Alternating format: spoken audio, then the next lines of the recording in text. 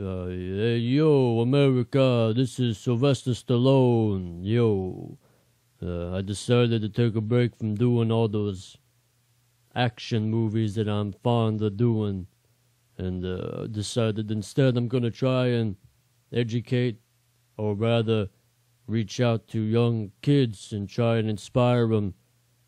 So I'm going to actually sit down and read a passage from an acclaimed children's fantasy novel called Harry Potter and the Sorcerer's Stone.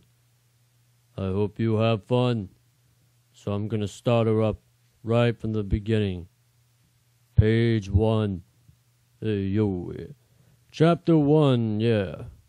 The Boy Who Lived. Mr. and Mrs. Dursley. Oh, that's a weird name. Of number 4, Privet Drive, were proud to say that they were perfectly normal. Thank you very much. Is this a love letter? They were the last people you'd expect to be involved in anything strange or mysterious, because they just didn't hold with such nonsense. Mr. Dursley was the director of a firm called Grunnings, which made drills. He was a big, beefy man with hardly any neck, although he did have a very large mustache. Mr. Dursley was thin and blond and had nearly twice the usual amount of neck, which came in very useful as she spent so much of her time craning over garden fences, spying on the neighbors. The Dursleys had a small son called Dudley. In their opinion, there was no finer boy anywhere. The Dursleys had everything they wanted, but they also had a secret, and their greatest fear was that somebody would discover it. Page 2. They didn't think they could bear it if anyone found out about the Potters.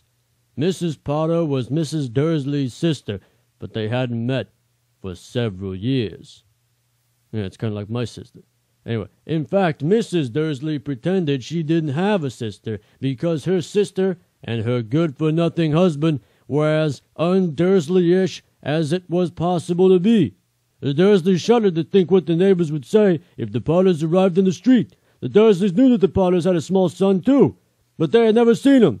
This boy was another good reason for keeping the Potters away, but they didn't want Dudley mixing with a child like that. When Mr. and Mrs. Dursley woke up on the dull, gray Tuesday our story starts, there was nothing about the cloudy sky outside to suggest that strange and mysterious things would soon be happening all over the country. Mr. Dursley hummed as he picked out his most boring tie for work, and Mrs. Dursley gossiped away happily as she wrestled a screaming Dudley into his high chair. Jesus, I get the kid. How old is this kid to get him in a high chair? None of them noticed a large tawny owl flutter past the window. Yeah, that's pretty epic. Owls are cool. At 8:30, Mrs. Dursley picked up his briefcase, pecked Mrs. Dursley on the cheek, and tried to kiss Dudley goodbye, but missed, because Dudley was now having a tantrum and throwing his cereal at the walls. Little tyke, chortled Mr. Dursley as he left the house. He got into his car and backed out of number 4's drive. It was on the corner of the street that he noticed the first sign of something peculiar. A cat reading a map.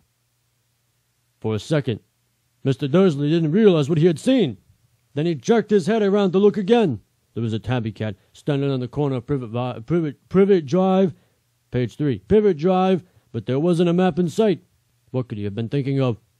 It must have been a trick of the light. Mr. Dursley blinked and stared at the cat. It stared back. As Mr. Dursley drove around the corner and up the drive, the road, he watched the cat in his mirror. It was now reading the sign that said Privet Drive. No, looking at the sign. Cats couldn't read maps or signs. Mr. Dursley gave himself a little shake and put the cat out of his mind as he drove toward the town. He thought of nothing except a large order of drills he was hoping to get that day. But on the edge of town, drills were driven out of his mind by something else. As he sat in the usual morning traffic jam, he couldn't help but notice that there seemed to be a lot of strangely dressed people about, people in cloaks. Mr. Dursley couldn't bear people who dressed in funny clothes, the get-ups you saw in young people. He supposed this was some stupid new fashion. He drummed his fingers on the steering wheel, and his eyes fell on a huddle of those weirdos standing quite close by. They were whispering excitedly together. Mr. Dursley was enraged to see that a couple of them weren't young at all. Why, that man had to be older than he was, and wearing an emerald green cloak. The nerve of him! But then it struck Mr. Dursley that this was probably some silly stunt. These people were obviously collecting for something. Yes, that would be it. The traffic moved on. A few minutes later, Mr. Dursley arrived at the Greenwich parking lot. His mind back at drills. Mr. Dursley always sat with his back to the window in his office on the 9th floor. If he hadn't, he might have found it harder to concentrate on drills that morning. He didn't see the owls swooping past his broad daylight, though people down on the street did. They pointed and gazed open-mouthed as owl after owl sped overhead. Most of them had never seen an owl, even at midnight. Mr. Dursley, however, had a perfectly normal owl-free morning. He yelled at 5 different people and made several important telephone calls and shouted a bit more. It was a very good move until lunchtime, when he thought he'd stretched his legs and walked across the road to buy himself a bun from the bakery. He forgot all about the people in cloaks until he burst a group with them next to the bakers. He eyed them angrily as he passed. He didn't know why, but they made him uneasy. His bunch were whispering excitedly, too, and he couldn't see a single collected tin. It was on his way back past then, clutching a large donut in a bag, that he caught a few words of what they were saying. The Potters, that's right. That's what I heard. Yes, their son, Harry. Mr. Dursley dropped dead. Fear flooded him. He looked back at the whispers as if he wanted to say something to them, but thought better of it. All right, that's all I'm going to read today. Wow, 4 pages. Can you believe that? Congratulations. We read 4 pages of Harry Potter and the Sorcerer's Stone by J.K. Rowling. I hope all of you continue reading this fantastic novel that inspires your imagination. Anyway, this is Sylvester Stallone signing out, whatever.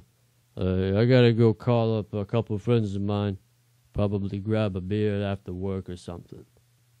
Anyway, getting too old for this. No, I'm not getting too old. I can do it. I got it. I got it in me. Thanks for listening, America.